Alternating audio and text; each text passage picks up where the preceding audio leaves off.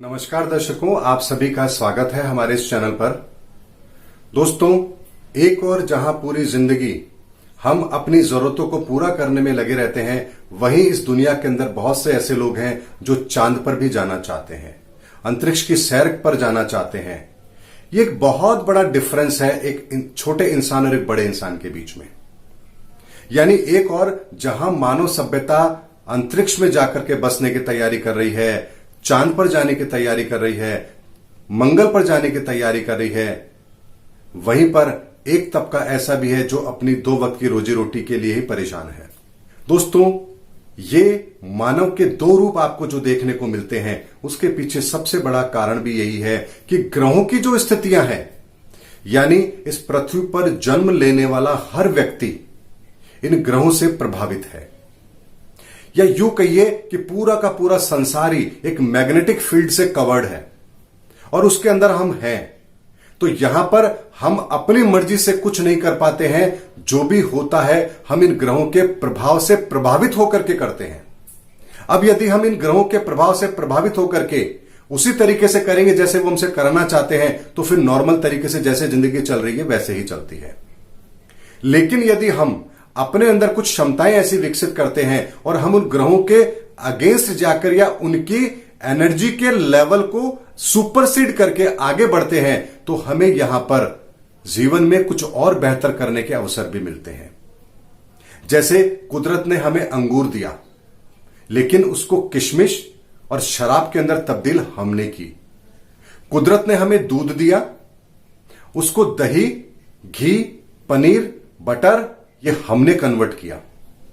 प्रकृति नेचुरल तरीके से हमें चीज देती है, लेकिन इस सृष्टि का सबसे बड़ा सिरमौर इंसान एक ऐसा है जो अपने विवेक का इस्तेमाल करके इनके परिणामों को भी प्रभावित कर सकता है। तो बात आती है, क्या हम इतने बड़े हो गए हैं कि हम अब पृथ्वी को छोड़कर चांद पर जाकर के बस जाएंगे? दोस्तों, यह जरूर है कि हम ऐसा कर सकते हैं, लेकिन इसका इंपैक्ट क्या होगा यह समझना बहुत जरूरी है। क्योंकि एस्ट्रोलॉजी व्यक्ति के जीवन पर इन ग्रहों के प्रभाव के पड़ने को समझने का एक तरीका है, और इसका कोई वैज्ञानिक आधार यदि आप ढूंढने की कोशिश करेंगे तो आपको एक बहुत बड़ा वक्त चाहिए। यानी आप पर्टिकुलर एक व्यक्ति के ऊपर इस ग्रह का क्या प्रभाव पड़ेगा, उसकी पूरी जिंदगी पर रिसर्च करेंगे, तब जाके आपके पास कोई डाटा आएगा। आप लैब के अंदर कोई टेस्टिंग करके ये तय नहीं कर सकते कि शुक्र का प्रभाव यही पड़ेगा, शनि का प्रभाव यही पड़ेगा। आपको व्यक्ति के जीवन को एक प्रयोगशाला समझ करके फिर आपको समझना पड़ेगा, तब जाकर आप इसको प्रमाणिक तौर पर साबित कर पाएंगे कि हां ऐसा होता है। लेकिन लाखों साल पहले ऋषियों मुनियों ने इन सबको प्रमाणित भी किया और व्यक्ति को शास्त्र के माध्यम से हमारे बीच के अंदर ये विद्या लेकर के भी आए।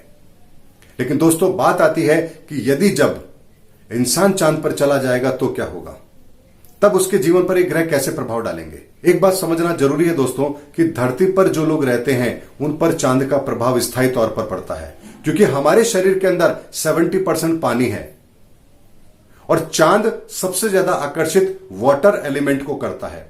इसीलिए दोस्तों, समुद्र के अंदर ज्वार भाटा भी पैदा होती है और हमारा मन भी अमावस्या पे और पूर्णिमा पे बहुत अधिक विचलित भी होता है। लेकिन जब इंसान चांद पर पहुंच जाएगा तब क्या होगा? जब आप उस सुप्रीम पावर के बिल्कुल नजदीक पहुंच गए हैं, अभी करोड़ों किलोमीटर दूर से वो आपके जीवन को प्रभावित कर रहा है, लेकिन जब आप उसके नजदीक पहुंच जाएंगे तब क्या होगा? तब क्या आपकी सामान्य जिंदगी वैसे ही रहने वाली है जैसे यहां है? दोस्तों, इसको समझने के लिए एक चीज से समझिए कि जैसे हम अपना घर छोड़ के कहीं थोड़े दिन के लिए घूमने जाते हैं, तो हम उस जगह पर जाकर के बहुत प्रभावित होते हैं, और लेकिन जैसे ही वापस हम अपने घर पे लौट कर आते हैं, थोड़े दिनों में हम नॉर्मल हो जाते हैं। लेकिन कुछ दिनों का वो सफर हमारे को पूरे साल एक एनर्जी जरूर देता है। लेकिन सोचिए दोस्तों, जब व्यक्ति चांद पर जाएगा तब क्या होगा? तब भी व्यक्ति के मन मस्तिष्क पर उसका प्रभाव जरूर पड़ेगा, और वो प्रभाव इतना विकट होगा जिसकी आप कल्पना भी नहीं कर सकते। क्योंकि चंद्रमा की पावर का इंक्रीज हो जाना व्यक्ति की सोचने समझने की क्षमता को पूरी तरह से खत्म कर देता है, हमारी भावनाओं को खत्म कर देता है, हम लोगों से रिलेट नहीं कर पाते हैं। और यह बात मैं दावे के साथ कह रहा हूं, क्योंकि अमेरिका ने जितने भी लोग चांद पर गए, चाहे वो नील आर्मस्ट्रांग थे या और कोई थे, उन सब की जीवन को उन्होंने स्टडी किया। आप देखिए दोस्तों, जो भी व्यक्ति चांद पर गया कभी सार्वजनिक रूप से वो लोगों के सामने नहीं आ पाया। यहां पर उन्होंने स्टडी की कि जो लोग भी चांद पर गए, जब वो दोबारा लौट करके आए तब उनके जीवन के अंदर बहुत बड़े चेंजेस आए। कुछ लोग अपने परिवार के साथ अच्छी तरह से तालमेल नहीं बिठा पाए, कुछ की मन की स्थिति ऐसी हो गई कि एकांत में चले गए, किसी के साथ कुछ और, किसी के साथ कुछ और। जैसी जैसी परिस्थितियां उनके आपस में जीवन में आई, उसके आधार पर उनके स्वभाव के अंदर, उनकी सोचने समझने की शक्ति के अंदर बहुत बड़ा परिवर्तन आया है। लेकिन जब वो सभी लोग लौट करके इस धरती पर आए, उसके बाद जब उन्होंने अपने सामान्य जीवन को जीना आरंभ किया, तब यहां पर उनके जीवन में बहुत बड़े परिवर्तन देखने को मिले। कुछ को अपनी वैवाहिक जीवन को सही रखने में दिक्कत आई, किसी को अपने परिवार के साथ तालमेल बिठाने में दिक्कत आई, किसी का मन इतना व्यथित था कि वो अपने आप को एकांत में रखता था। ये परिस्थितियां उनके साथ क्रिएट हुई और ये बहुत बड़े नेशनल न्यूज़पेपर पर मैंने पढ़ा भी है। दोस्तों, यही होता है कि जब हम कोई कार्य करते हैं तो उसके कुछ साइड इफेक्ट भी जरूर होते हैं। एस्ट्रोलॉजिकल साइंस ये प्रूव करती है कि यदि हम एक आयाम से दूसरे आयाम में जाएंगे तो हमारे स्वभाव के अंदर परिवर्तन जरूर होगा। इसीलिए दोस्तों देखिए कि जब किसी की कुंडली बनाई जाती है तो उस पर्टिकुलर डेट, पर्टिकुलर टाइम और पर्टिकुलर प्लेस पर ग्रहों की स्थिति क्या बन रही थी वही देखा जाता है। यानी एक ही समय पर पैदा होने वाला व्यक्ति, मान लीजिए इस समय पर एक बालक ने जन्म लिया जो यहां पर पैदा हुआ है और इसी समय पर अमेरिका के अंदर एक व्यक्ति ने जन्म लिया है। जन्म का समय दोनों का एक ही है, लेकिन जब यहां के व्यक्ति का जन्म समय निर्धारित होगा तो यहां के टाइम जोन से होगा और अमेरिका के व्यक्ति का अमेरिका के टाइम जोन से होगा। यानी यहां जो पैदा हो रहा है वो आज की डेट से होगा और अमेरिका का जो पैदा हो रहा है वो अभी 12 घंटे बैक, क्योंकि ग्रहों की स्थिति उसको उस आधार पर मिलेगी और यहां वाले को यहां के आधार पर मिलेगी। इसलिए थोड़े थोड़े से टाइम के अंतराल पर भी जब हम टाइम जोन को चेंज करते हैं तो बहुत बड़ा चेंजेस भी ग्रहों का यहां पर हो जाता है। इसीलिए दोस्तों यहां पर देखिए कि महापुरुष भी एक ही पैदा होते हैं और विनाशकारी लोग भी एक या दो ही पैदा होते हैं, जबकि उस समय पर बहुत से लोग पैदा हुए हैं, लेकिन सबको वो ताकत नहीं मिलती क्योंकि टाइम जोन बिल्कुल डिफरेंट होगा, जिसकी वजह से उनकी योग्यताओं के अंदर बहुत बड़ा फर्क आ जाएगा। लेकिन यदि एक ही समय पर, एक ही स्थान पर दो लोग पैदा हुए हैं तो उनके अंदर आपको सिमिलैरिटी जरूर देखने को मिलेगी। यही कारण है कि दोस्तों जुड़वा लोगों के अंदर आपको समानताएं देखने को मिलती है। लेकिन वहां पर भी यदि मान लीजिए कुछ अंश का फर्क उनकी कुंडली के अंदर बना है, जिसकी वजह से उनके डिविजनल चार्ट चेंज हो रहे हैं, तो यहां पर उनके स्वभाव में भी आपको अंतर देखने को मिलेगा। तो एस्ट्रोलॉजी एक कंप्लीट साइंस है जो प्रूफ करती है कि यदि आपका आयाम बदलेगा तो आपके व्यवहार भी बदलेंगे। और ऐसे में जब हम चांद पर जाकर बसने की बात करते हैं तो क्या होगा? थोड़े समय तक तो वो, चूंकि यहां पर उसके जीवन पर पृथ्वी का प्रभाव है, वो वैसे सामान्य तौर पर वैसा ही व्यवहार करेगा। लेकिन धीरे धीरे धीरे धीरे अगर स्थायी तौर पर वो चांद पर जाके बस गया तो वहां पर जाकर के उसके जीवन के अंदर कुछ वो गुण विकसित होना आरंभ हो जाएंगे जो चांद के आधार पर होने चाहिए। हो सकता है कि कुछ सैकड़ों साल बाद वहां के जो पैदा होने वाले बच्चे हैं वो एलियंस की तरह व्यवहार करें। ये ठीक उसी तरह से होता है जैसे एक राजस्थान का व्यक्ति यदि महाराष्ट्र में जाकर के बस जाता है तो स्टार्टिंग में उसको थोड़ी सी दिक्कत आती है, भाषा वगैरह नहीं समझ पाता है, उनका व्यवहार अलग होता है, उनकी बोलचाल, उनका खान पान, उनके तौर तरीके, उनकी परंपराएं थोड़ी सी अलग होती हैं। लेकिन जब वो वहां जाकर के बस जाता है, थोड़े समय बाद देखिए दोस्तों उसको भाषा भी आ जाती है, उसको वो स्वाद भी पसंद आने लगता है, वो बिल्कुल घुल मिल जाता है वहां पर। और उनके जो बच्चे होते हैं वो पूरी तरह से महाराष्ट्रियन ही की तरह ही बिहेव करते हैं। तो यही होता है दोस्तों, समय काल परिस्थिति के आधार पर व्यक्ति के अंदर विशेषताएं भी बदल जाती हैं।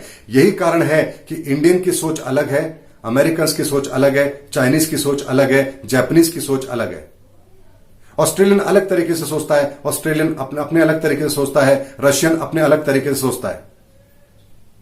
क्योंकि जैसे जैसे टाइम जोन बदलता है, स्थान बदलता है, व्यक्ति की विशेषताएं भी बदलती है और उसी के आधार पर उसका कर्म भी निर्धारित हो जाता है। इसीलिए यह मत सोचिए कि जो चीज यहां है चांद पर जाने के बाद भी सब वैसे ही रहने वाली है। चांद पर लंबे समय तक यदि हम बस गए जाकर के तो यहां की सभ्यता और वहां की सभ्यता में इतना बड़ा फर्क होगा जिसकी कल्पना आज हम कर ही नहीं सकते। क्योंकि वहां पर जो व्यक्ति होगा उसके अंदर वाटर एलिमेंट बहुत ज्यादा हो जाएगा। क्योंकि पृथ्वी पर पैदा होने वाला व्यक्ति और चांद पर पैदा होने वाले व्यक्ति के बीच के अंदर एक बहुत बड़ा डिफरेंस होगा, और वो डिफरेंस व्यक्ति को किसी और नई सभ्यता की ओर लेकर जाएगा। तभी तो हम कहते हैं दोस्तों कि एलियंस ब्रह्मांड में मौजूद है। क्यों? क्योंकि उनके ऊपर उस आयाम का असर प्रभावी होगा, पृथ्वी का नहीं हो सकता। वो जिस जगह भी एलियंस अगर होंगे तो वहां पर उस मैग्नेटिक फील्ड का प्रभाव उनके ऊपर होगा, हिंदुस्तान का या पृथ्वी का नहीं हो सकता। यहां के ग्रह गोचर उस पर असर नहीं कर सकते, वहां के नक्षत्रों की स्थिति उस पर एप्लीकेबल होगी। और मान लीजिए वहां की स्थिति कुछ और हो, वहां का विज्ञान कुछ और हो, तो एलियंस की कल्पना करना भी हमारे बस के बाहर की बात है। इसलिए यदि एस्ट्रोलॉजी साइंस को प्रेजेंट की साइंस के साथ कंबाइंड किया जाए और फिर रिसर्च और इनोवेशन किए जाएं, तो इतने चमत्कारिक परिणाम मिल सकते हैं कि जिसकी हम कल्पना भी नहीं कर सकते। और न जाने मानव को कितने सूत्र ऐसे मिलेंगे। तभी तो दोस्तों हमारे शास्त्र ग्रंथों में हम देखते हैं कि हनुमान जी अपने शरीर का आकार बहुत बड़ा कर लेते थे, ब्रह्मांड में चले गए, सूर्य को निगलने की कोशिश की या निगल लिया। नारद जी कई लोगों में भ्रमण करते थे। तो दोस्तों अगर ये चीजें सही है तो इसका मतलब है कि एक आयाम से दूसरे आयाम में जाने की टेक्नोलॉजी भी मौजूद है। अगर उसको समझना है तो एस्ट्रोलॉजी और साइंस दोनों को कंबाइंड करना पड़ेगा। अगर दोनों कंबाइंड एक प्लेटफॉर्म पे आ जाएगी तो निश्चित तौर पर ये टाइम जोन की हम बात करते हैं, टाइम मशीन की हम बात करते हैं, इसमें बहुत बड़ा चेंज हम ला सकते हैं। इसको प्रैक्टिकली संभव कर सकते हैं, यह हो सकता है क्योंकि हमारे शास्त्र ग्रंथ इसको प्रमाणित करते हैं। अर्जुन स्वर्ग में गया था, विश्वामित्र जी ने स्वर्ग का निर्माण कर दिया था, नारद मुनि तीनों लोकों में भ्रमण करते थे। अगर हमको यह कल्पना लगती है तो विषय अलग है, तो मैं कुछ नहीं कहूंगा। लेकिन यदि हम अपनी संस्कृति पर भरोसा करते हैं, हमारे शास्त्र ग्रंथों पर भरोसा करते हैं, तो अगर वो सही है तो इसका मतलब है कि उसको प्रमाणित आज भी किया जा सकता है। लेकिन कैसे? इसके लिए हमें थोड़ा सा अलग तरीके से विचार करना पड़ेगा कि यह कैसे संभव है। क्योंकि ग्रहों के प्रभाव, आयाम का निर्धारण और वर्तमान साइंस यदि इनको नहीं मिलाया गया तो एक नया परिणाम भी हमारे सामने नहीं आएगा। इसलिए दोस्तों ये बहुत ही इंटरेस्टिंग सब्जेक्ट था, जिस पर मुझे लगा कि मुझे आपको वीडियो बना करके जरूर बताना चाहिए कि जिस एस्ट्रोलॉजी को हम छोटा सा समझते हैं, मेरा राहु मेरा केतु, ये एक्चुअल में कितनी बड़ी साइंस है।